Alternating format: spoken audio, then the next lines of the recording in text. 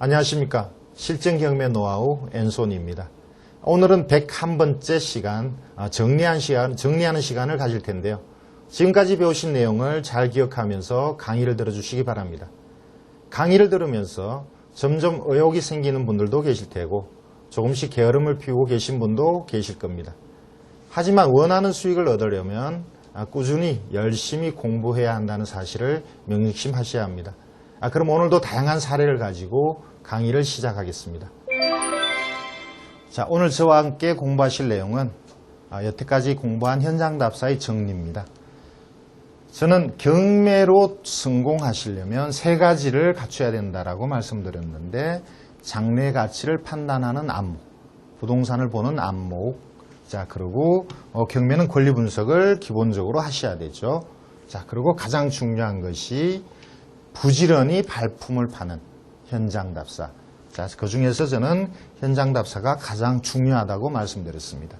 자, 현장답사의 목적은 부동산의 현장에 가서 그 가치를 정확하게 판단하고, 자, 여러분이 보신 자료와 실제 현황이 어떻게 차이 나는가, 이것을 확인하기 위한 목적이 있습니다.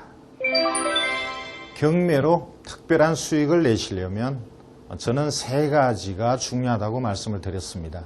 자, 오늘은 현장답사의 중요성에 대해서 여태까지 강의한 내용을 모두 정리하고 종합해서 말씀을 드리죠. 자, 이 세 가지가 중요한 것이, 저는 첫 번째가 부동산을 보는, 장래 가치를 보는 안목이 중요하다고 말씀드렸습니다. 자, 이것은 경매뿐만 아니고 일반 부동산을 하신다 하더라도 중요한 내용이죠. 자, 오르는 걸 사라.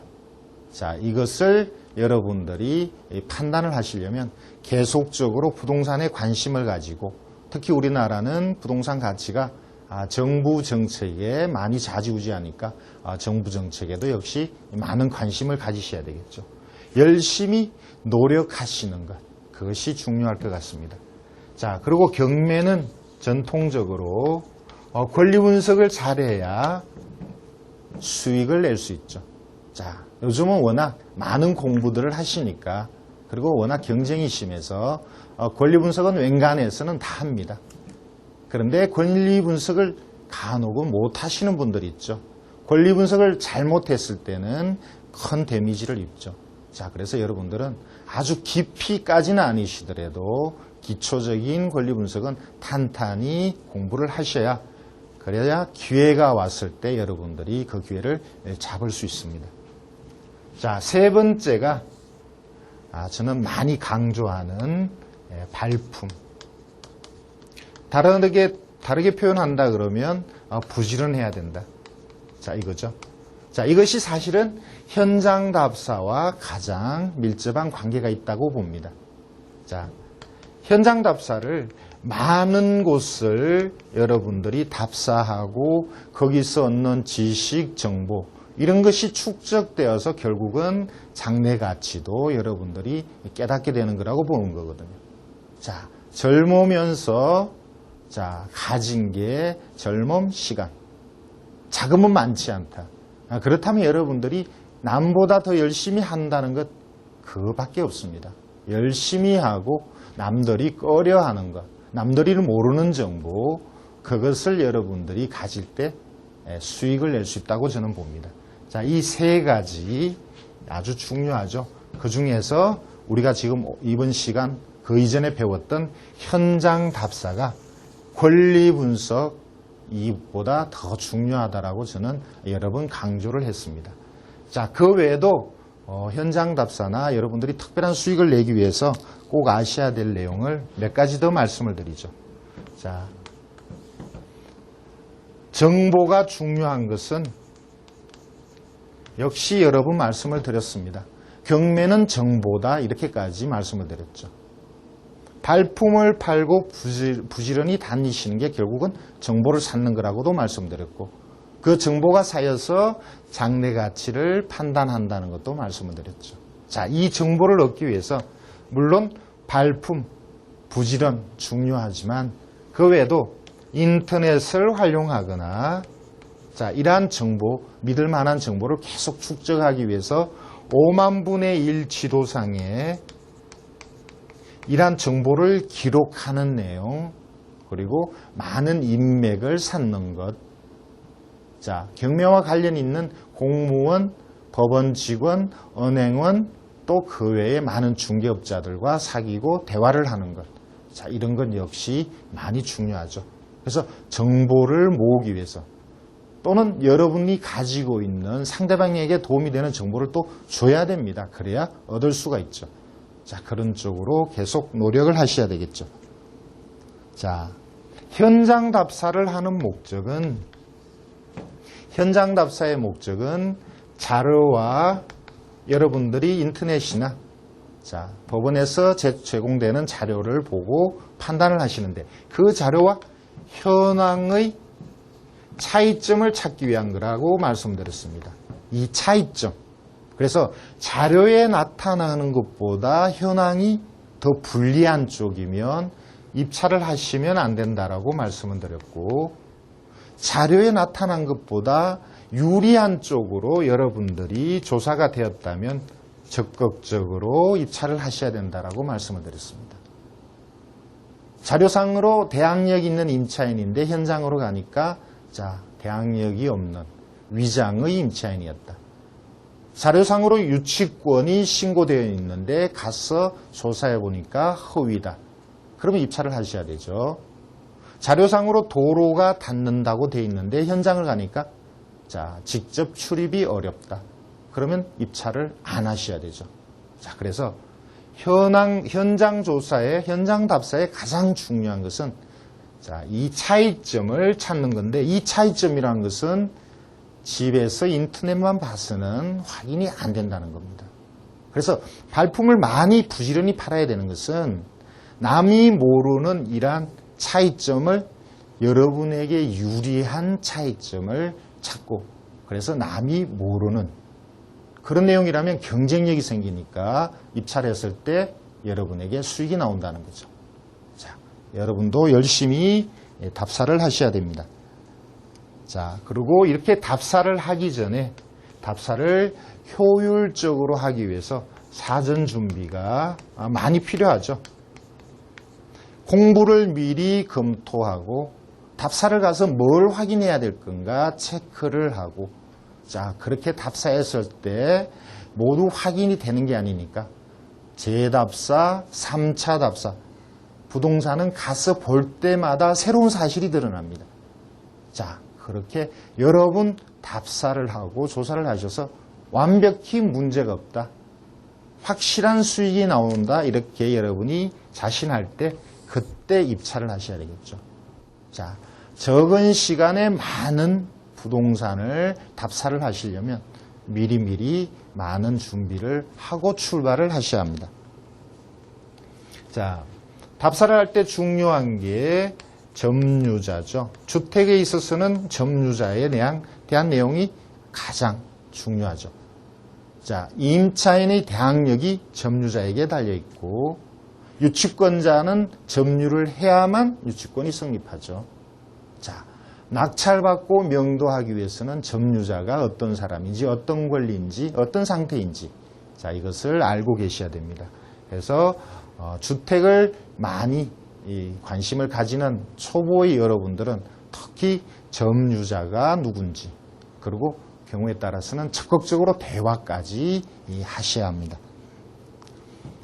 자, 중요한 내용은 아닙니다만, 자, 특수 주소 변경 또는 주소와 전입의 불일치, 자, 이런 쪽. 그래서 초보인 분들이 쉽게 판단이 안 되고 경우에 따라서는 소송으로 갈 가능성이 있는, 저는 법정지상권도 소송으로 갈 가능성이 많다고 그랬고 지분도 그랬다고 그랬습니다. 자, 이렇게 소송으로 갈 가능성이 있는 특수주소 변경, 이런 것은 초보이실 때는 피하는 게 좋죠. 자, 수익이 나온다고 보고 입찰을 하셨는데 소송으로 가서 오랜 기간 여러분들이 정력을 그런 데 낭비하시고 돈이 잠겨버리면 더 이상의 여러분들이 물건을 답사할 수가 없습니다. 자, 그래서 자금이 넉넉하고 자신이 있다 그러면 물론 소송에서 수익이 나오면 됩니다만 초보이고 자금이 적을 때는 될 수 있으면 아주 문제가 있을 가능성, 문제가 있다면 데미지가 있을 가능성, 그런 물건은 피하시는 게 좋겠습니다. 자, 역시 관리비나, 자, 아파트는 관리비 문제가 있죠. 관리비가 낙찰자예요. 이론만 여러분들이 알고 계시다면 관리비는 그 중에 공용 부분만 내가 부담한다 이렇게 생각하시지만 실제 현실은 공용 부분뿐만 아니고 전체 관리비를 낙찰자인 여러분이 부담할 경우가 많다는 것을 아셔야 됩니다. 자, 이론과 현실은 다르죠. 자, 그런 것을 알고 계셔야 되고, 자, 저렴하다고 해서 상가에 많은 관심을 가지시는데, 물론, 자, 이 중에서도 진주가 있습니다만, 대체적으로 상가 경매 물건은 상권이 좋지 않죠. 자, 그래서 여러분들이 나름대로 자기의 아이템이 있어서 직접 상가를 운영하겠다면 적극적으로 하셔도 되겠지만, 자, 임대를 본다든가 이런 것은 혼자서 노력해서 그 상권이 살지 않는다라고 말씀드렸죠. 상권은 주변이 같이 살아야 합니다. 자, 그래서 역시 상가 쪽에 투자하는 것도 좀 더 신중하시길 바랍니다. 현장 답사의 여러 가지 이런 제 나름대로 생각나는 대로 중요하다고 생각되는 것을 말씀드렸는데, 자, 이것과 관련해서 역시 이 사례로 좀 더 설명드리겠습니다. 현장 답사를 하시기 전에 당연히 자료를 검색을 하시죠. 자, 자료를 검색하시면서, 자, 그 부동산의 가치, 뭐가 중요한가, 어떤 것을 현장 답사에서 확인을 해야 될까, 이런 생각들을 이제 많이 하시게 될 텐데, 자, 이번 시간에는 자료를 줘도 모르는 생소한 물건의 자료를 보는, 자, 그런 입장에서 자료를 보면서 하나씩 이게 어떤 문제가 있지 않을까, 그렇다면 이것을 어떻게 조사할까, 이런 방법으로 제가 말씀을 한번 드려보겠습니다. 자, 같이 보실 내용은 일단 경기도 부천의 빌라입니다. 자, 경매를 잘 하시려면 많은 의문점을 가지셔야 돼요. 그리고 그 의문점이 해소되면 입찰하시면 되는 거죠. 그렇게 많은 의문점을 가질 때는 나름대로 추리도 하는 게 필요합니다. 추리력, 상상력이 풍부하신 분이 경매도 잘 하시는 것 같습니다. 자, 빌라가 53평방미터, 토지 건물 모두 경매 대상입니다.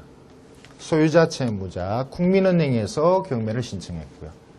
자, 2005년, 지금보다는 가격이 오르기 전이니까 2005년 8,500에 감정이 되고, 자, 이쪽은 부천법원은 한 번 유찰되면 30%씩 가격이 내려가죠.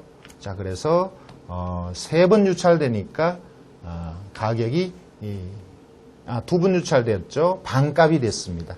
자, 그리고 누군가가 5,700여만 원의 낙찰을 받았는데 대금 납부를 포기했네요. 자, 그리고 한 번 더 유찰되고, 자, 2,900까지 떨어진 다음에 4,600에 낙찰이 됐습니다. 자, 여기서 저는 잠깐 생각을 해봅니다. 저는 재경매 사건을 좋아하는데, 자, 4,100만 원에 유찰돼서 5,600만 원에 낙찰받고 미납을 했죠. 자, 그러면 그 전 가격 4,100에 다시 경매를 합니다. 자, 저는 이때 들어가야 된다고 보죠. 예를 들어서 5,600에 입찰할 때 10명이 왔다, 5명이 왔다면 다시 재경매할 때도 누군가가 들어올 가능성이 큰데, 자, 이때 2사람이 왔었습니다. 그렇다면 재경매할 때는 아무도 안 올 가능성이 크다는 거죠. 실제 이 사건은 4차 때 아무도 안 왔죠. 그렇다면 그때 입찰을 최저가로 했다면 여러분들은 저렴하게 받았을 수 있다 이 말이죠. 자, 5차 때 2,900까지 떨어진 다음에 무려 8명이 입찰했습니다. 자, 저는 이 8명 중에 한 사람이 그 이전에 입찰을 했었어야 된다라고 봅니다. 자, 그렇다면 좀 더 가격을 저렴하게 낙찰을 받을 수 있었겠죠.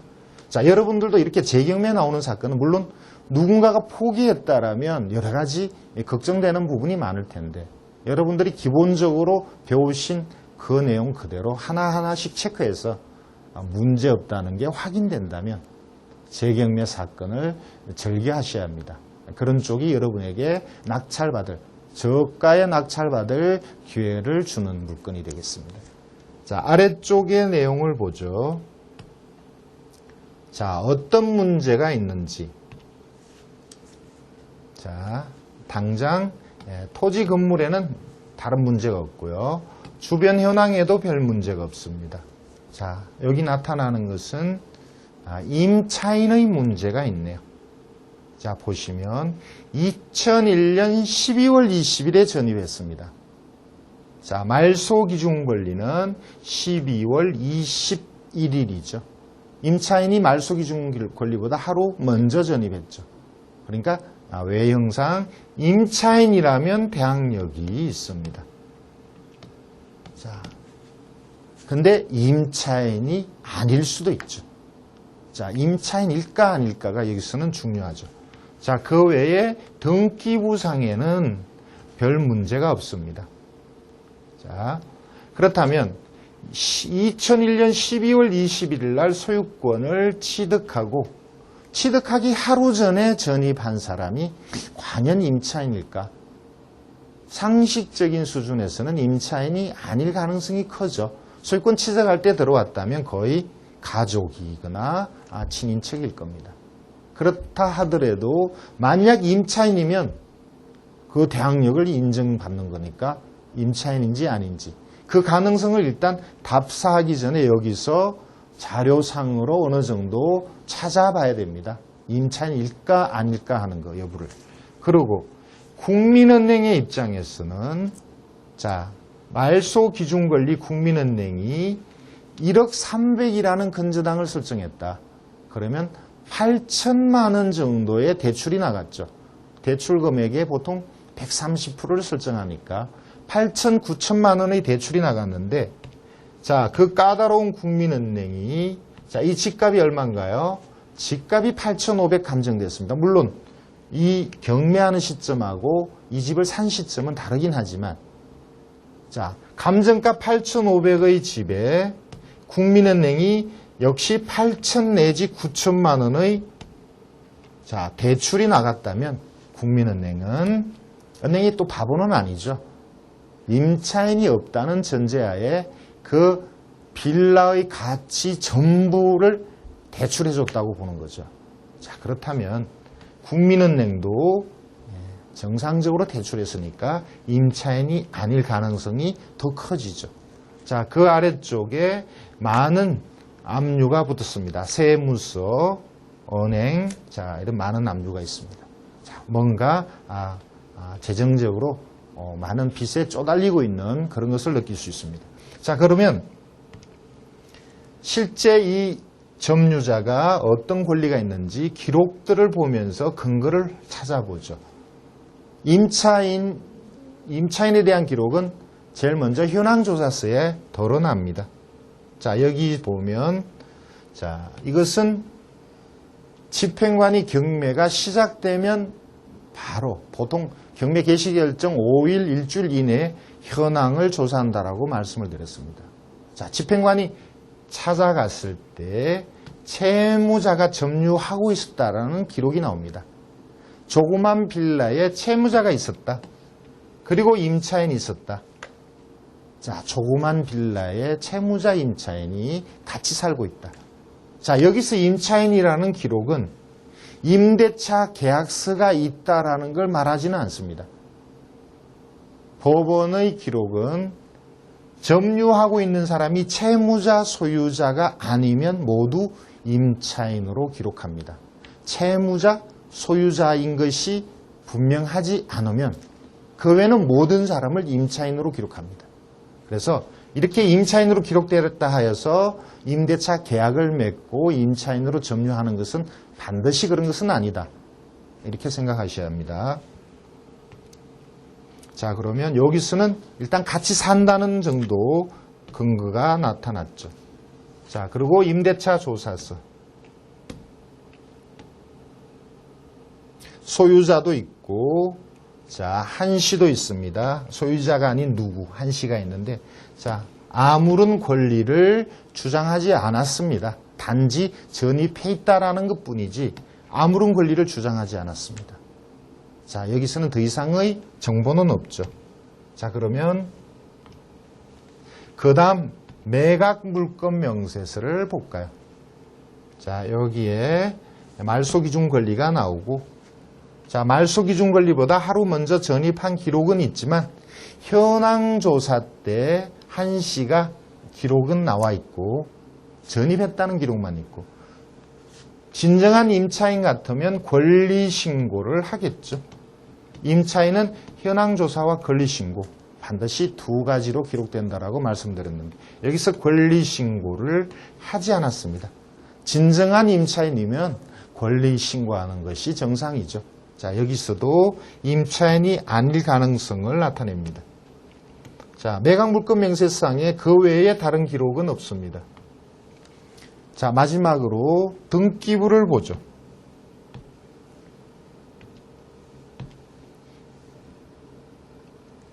자, 등기부의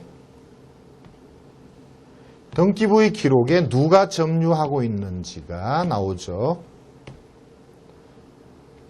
자, 지금 채무자 소유자가 권씨죠. 권씨가 2001년 12월 21일 날 소유권을 이전받고 그 이전받을 때의 주소가 자, 이 빌라입니다.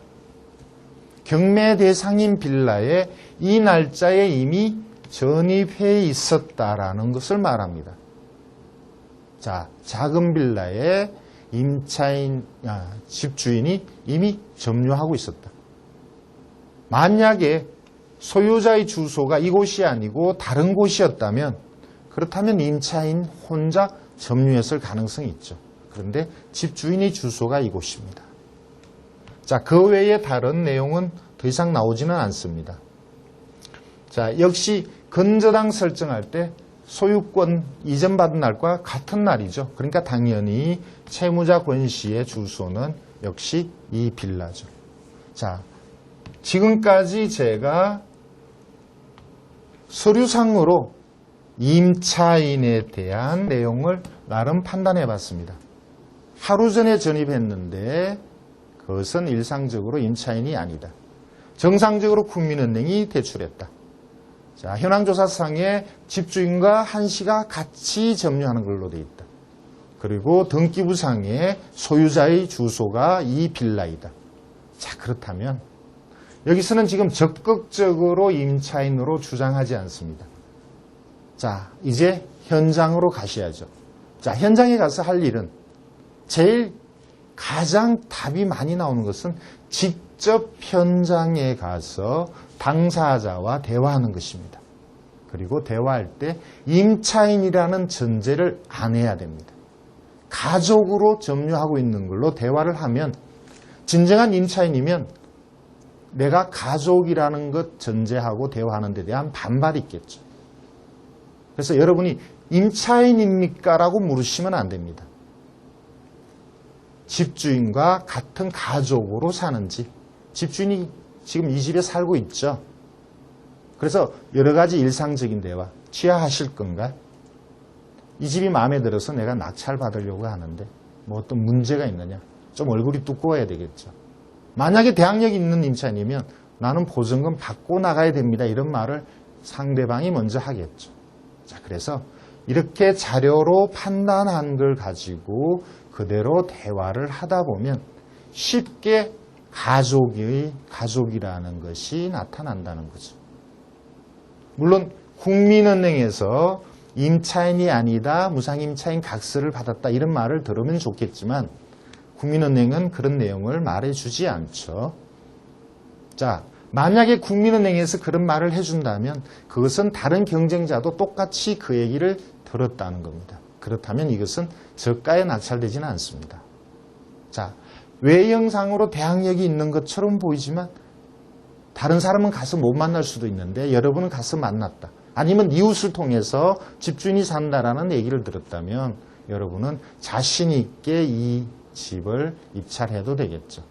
자, 그러면 다음 사건을 얘기하죠.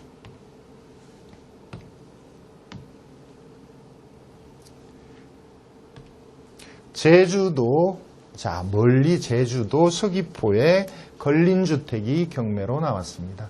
토지 면적이 크네요. 1400평방미터, 건물도 크고요. 토지 건물 일괄 매각입니다. 자, 소유자, 채무자가 있고 경매를 개인이 신청했습니다. 5억 5,300 감정에 4억 8천에 낙찰이 되었네요. 자, 일단 낙찰은 되었습니다만 만약에 여러분이 이 물건을 보셨다면 자, 어떻게 이 물건에 대해서 접근할 건가? 물론 당연히 이 집이나 위치나 이런 내용이 어떤지 봐야 되겠죠. 자, 보시면 저는 제주도를 자주 가보지는 못했습니다만 여기가 서귀포입니다. 자, 서귀포 바닷가에 바로 바다를 접해 있지는 않는 것 같은데 바다가 보이면 좋겠죠. 자, 그것은 이제 현장을 가봐야 되겠고요. 어쨌든 이 삼거리 도로에 접한 위치는 나빠 보이지는 않습니다. 자, 주변은 자, 유원지라는 기록들이 많습니다. 풍광이 좋겠죠. 그래서 근린주택으로 나타나 있으니까 아마 음식점이 아닐까 이렇게 짐작을 해봅니다. 실제 사진을 보면 음식점일 가능성이 큽니다. 자, 그러면 다시 자료로 돌아가서 자, 이 사건의 중요한 것은 자, 토지는 문제가 없습니다. 취락 지역에 도로 접한다는 내용. 자, 소매점이라는 단층 건물 제시외에도 자, 경매에 다 포함됐습니다. 그래서 여기까지는 문제가 없죠. 자, 아래쪽에 보시면 현황이 어떻다라는 내용이 나오는데 도로에 접하고 별 문제가 없는 걸로 나타납니다. 자, 여기서 중요한 것은 자, 임차인에 대한 자세한 기록은 아닌데 누군가가 전입을 해 있는데 그 전입한 날짜가 말소 기준 권리보다 앞서 있다는 거죠. 자, 두 사람입니다. 99년에 전입한 최 씨, 84년에 전입한 현 씨. 자, 그리고 등기부상으로는 현재 소유자 김 씨가 소유권 취득한 날 우리은행에 3억여 원의 대출을 받았습니다. 자, 그리고 대략 6개월 후에 경매를 신청한 이 씨에게 4억의 건저당을 설정해 줬습니다. 자, 등기부상으로는 문제가 없죠. 앞에 건저당이 있고 뒤에는 모두 소멸되는 권리입니다.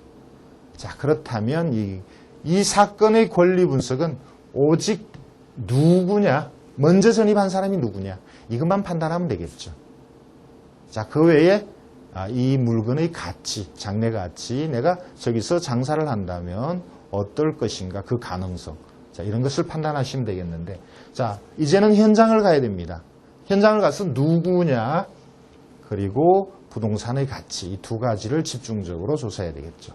자, 현장을 가기 전에 좀 더 이 사람들에 대한 내용을 알 수 있지 않을까.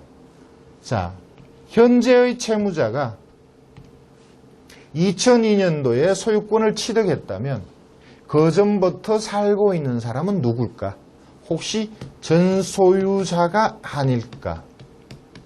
물어봐야 되죠. 전소유자가 아닐까? 전소유자라면 대항력이 없습니다. 자, 전소유자면 대항력이 없다라는 것은 자, 소유권 취득한 같은 날 건저당이 돼 있었기 때문에 전소유자는 2002년 10월 23일부터 임차인이 될 수 있습니다. 그 이전은 주인이었습니다. 그러면 23일부터 임차인이 될 수 있으면 대항력은 10월 24일부터 생긴다. 자, 이것은 주택임대차보호법에서 배울 텐데 자, 10월 24일부터 임차인으로 대항력이 생기면 건저당보다 하루 늦은 게 됩니다. 그래서 대항력이 없습니다. 만약 이 사람들이 전소유자의 가족이면 대항력이 없다 이거죠. 또 하나, 이게 식당이니까 식당의 종업원이면 대항력이 없겠죠. 자, 그런 쪽으로 접근을 하면 되겠습니다. 또 하나, 이러한 전입자에 대해서 가기 전에 알 수 있는 사람이 누구냐? 은행이 알고 있겠죠. 대출하기 전에 미리 전입한 사람이 어떤 권리인지를 은행은 확인했을 거라고 봅니다. 또 하나 여기서 가장 중요한 것은 경매를 신청한 이 이씨는 여기에 전입한 사람들의 내용을 알고 있다는 거죠. 자, 그리고 이 아래쪽에 가등기 한 사람도 있습니다. 세무서나 서울시나 근로복지공단은 누군지 모르지만 건저당을 설정하거나 가등기를 한 개인은 누군지 알 테고 누군지 안다면 낙찰을 받으려고 하는 여러분에게 그 정보를 알려주려고 할 겁니다. 자, 그러면 잠깐 서류를 볼까요? 점유관계 조사서가 있습니다.